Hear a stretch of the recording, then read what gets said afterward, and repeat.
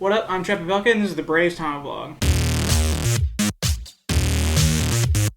So, I got a weekly Braves rant for you guys. I'm sorry I've been a little bit MIA lately. I've had some technical issues both on my side and on YouTube's side, but that's not the point. The point is that some stuff has happened, and I got to comment on it.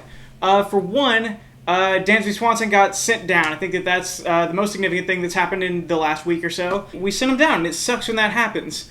You never want that to happen, and we talked about that last year before bringing him up, is that we said we don't want him to struggle, and then we got to send him back down. It did happen. I admit that I am worried about him, but I'm definitely holding out faith that I don't see this as a major issue or anything catastrophic that's going on. The reason for that is that there's nothing mechanical going wrong with Dansby Swanson. His swing is there. His swing is good. The issue is much more on approach. He's getting down in counts.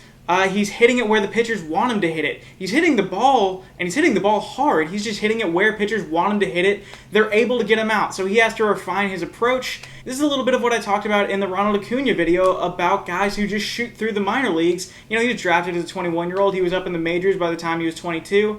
He never really struggled. He never struggled in high school. He never struggled in college. He didn't struggle in the minors.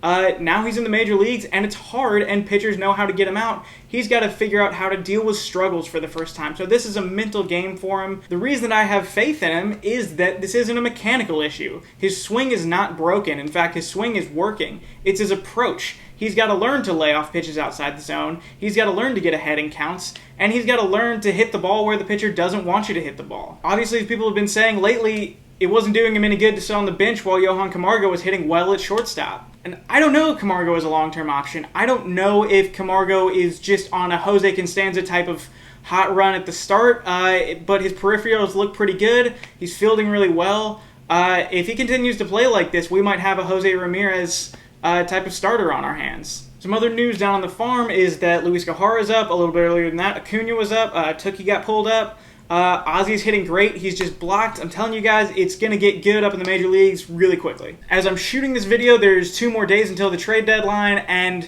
as of right now, I definitely see the Braves have a lot of connection to Sonny Gray, and there's a lot of reason to believe that there's negotiations for a Sonny Gray trade going on right now. For one, it's a tremendously huge buyer's market. There's really nothing to get for selling, so I don't think the Braves are focused on selling anymore. I think that they already sold on Garcia, and I think that they're pretty much done on that. The A's definitely have good offers on the table for Sonny Gray. The reason for that is that they're running up the market on him. So that's where you see rumors of guys like Ronald Acuna being involved. I don't think that that's true, and I don't think that there's any chance that the Braves would actually include Ronald Acuna in a trade to get a 2-year starter. But you see that the Yankees said that they're looking for rentals now. The Dodgers said that they're not willing to give up top prospects for Sonny Gray. The buyers are dying down, and the Braves have the best chance to be at the front of it as long as they want to. What the A's are hoping for is for someone to make a move like the Cubs made for Quintana, where they tremendously overpay. That's what GMs are looking for, is they're keeping the price on these guys vague, saying it's got to be more. They're hoping that someone jumps the gun and gives them an offer that they can't refuse, and then they can shake their hand as quickly as possible. The Braves aren't doing that. Now, the reality is that the Braves can give them the best offer of anyone. With the market the way that it is, the Braves don't have to offer Acuna or Albies or Wright or Maitan or Allard. They don't have to do that. I can see them getting Gray with Ian Anderson as their main prospect. I think that a package of Ian Anderson, Luis Guijar, and Alex Jackson would be the best thing that the A's are going to get. The buyer's market that we have right now is definitely the best time for the Braves to go after Sonny Gray if they want to get him. There's possible that there could be a flood of starting pitching on the trade market this offseason. Justin Verlander, Marcus Stroman, Chris Archer. These guys should all be available, not to mention Johnny Cueto as a free agent. There will actually be starting pitching to go around in the offseason this year. On a separate note, the team is definitely struggling right now. I think a lot of that has to do with the fact that Matt Kemp is not necessarily playing like the player that he was, and the Braves are sort of made by the play of Matt Kemp. So hopefully that will get straightened out. I think we're seeing that we're not actually contenders. I think we've known that all along. On a separate note, I released a video recently, and the views were extremely low. Some subscribers told me that it didn't show up in their subscriptions, so I'm going to try and figure that out. I hope that doesn't continue to be a problem. If not, look for the videos.